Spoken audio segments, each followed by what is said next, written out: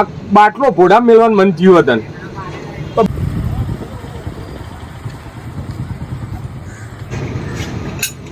લાવ હડો કરશે સોડા આપો.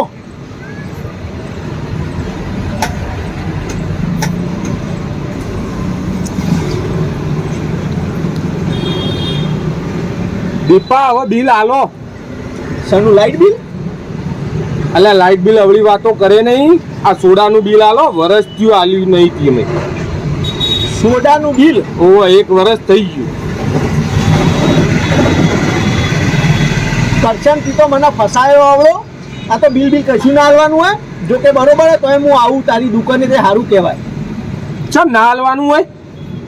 આ તારા સોડા પીવાનું મેં કઈથી ચાલુ કર્યું? વરસ થઈ ગયું. એ વખત શું બન્યું તું, શું થયું તું મેં આ સોડા પીવાનું ચાલુ કર્યું તું કે? તારા પેટમાં ભરાવો થઈ ગયો તો અને મારા ત્યાં આવ્યો તો એટલે મેં કીધું તું તો ભાઈ સોડા પી લે, ગેસ નીકળી જશે. બરાબર. હા તે નતો નીકળ્યો. ત્યારથી વળી મારા દિમાગમાં એક ખુરાપાતી આઈડિયા આવ્યો. ચેવો? મને એમ થયું કે કીધું આ એ વાતે ચેવા તું સોડા બનાવું ત્યાં સોડાથી ગેસ નીકળી જાય. મેં કીધું તો હવે તો મને તો શું થયું, કીધું કોમ ધંધો બંધ કરી દીધો. હું કીધું વળી કરશનનો આ સોડા પીવું અને ગેસ બધો ગાંઠું. હવે હાલ આપણે રોધન ગેસના બાટલાના ભાવ તો પહોંચ્યા 1000-1100 ઉપર. તો મને એમ થયું કીધું રોજ હે ને કીધું તારા સોડા પીવું હોય અને ગેસ કાઢી રોધનનો આ ગેસનો બાટલો ભરાવો નહીં પડે. કીધું અરે ગેસથી જ મેં બાટલામાં વાયસર લગાવીને ભરી દો અને કીધું મારા વાપરવા થઈ જાય અને કીધું હજી ગેસ વધશે તો કીધું હે ને આપણે હે ને બહાર વેચવાનો ધંધો એ ચાલુ કરી દઈએ. પણ કશું કોઈ બાટલો એ કે ભરાતો જ નહીં યાર તારા સોડાથી તો. અલ્યા પણ એનો ગેસ ના આવા. હું યાર તું એમ કેવું પડે તારા ચોખવટ હું વળી મને મગજમાં એવું આવ્યું તે વળી હું વળી ચાલુ કરી દીધું. આવા વિચારો ચોથી આવે તારા અવળા? એટલે એ તો કોઈ નહીં, અમે ઉત્તરાયણમાં માત્ર નુકસાનમાં ઉતરી ગયો. ચમ હમણાં ઉત્તરાયણ આવી તે હું કીધું પેલા ફુગ્ગા આવે ને કીધું એરા ઉડાડવાના ફુગ્ગા કીધું લાવું અને કીધું કરશનના સોડા પીવું અને કીધું એ ગેસ બધો નીકળે ને ફુગ્ગોમાં ભરીને વેચોય ધંધો દબાઈને કરો. આવડું નુકસાન પડ્યું હું યાર મારે તો યાર બધા ફુગ્ગા લાવેલા મોઢા પડ્યા કે ગેસ જ ભરવાનો ના જાય. ત્યાં તો સોડા કેવા પાયાથી તો મને. અલ્યા પણ એનો ગેસ ના આવા રહ્યો તો તાર મને કેવું પડે ગેસનું ચોખવટ કરવી પડે. હું હતું કે ગેસ નીકળશે આપણા સોડા પી ગેસ નીકળશે તો આ તો ગેસમાં મને તો હોય તો નુકસાનમાં ઉતારી દીધો તી તો વાત કરે. જો નીકળવાનો નીકળતો નહીં આડો અવળો નીકળી જાય.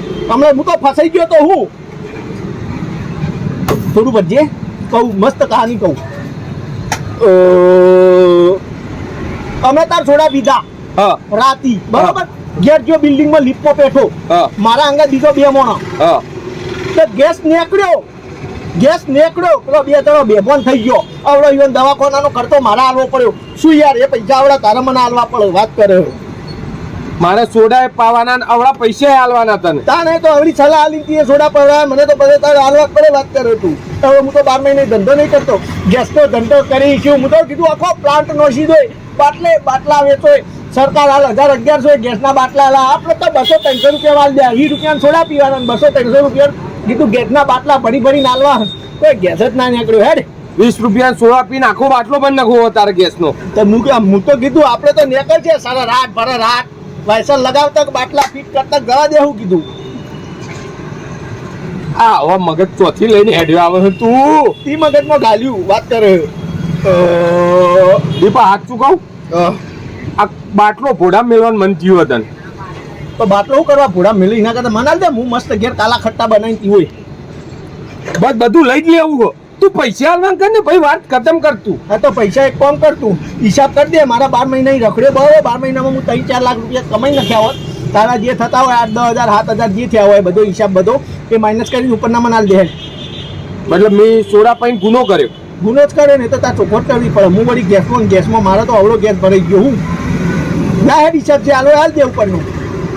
ભાઈ આ સોડાથી ગેસ ના નીકળે બરાબર. હા આ સોડાથી ગેસ ના નીકળે એ પેલો હળગાવા વાળો બરાબર. મારા પૈસા નહીં લેવા તું નીકળ હો. અને હવે પછી સોડા પીવા આવતો ના.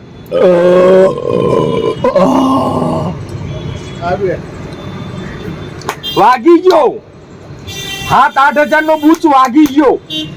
આવા નવા ગ્રાહક ભીટકો તો મારે દુકાન બંધ કરવી પડશે.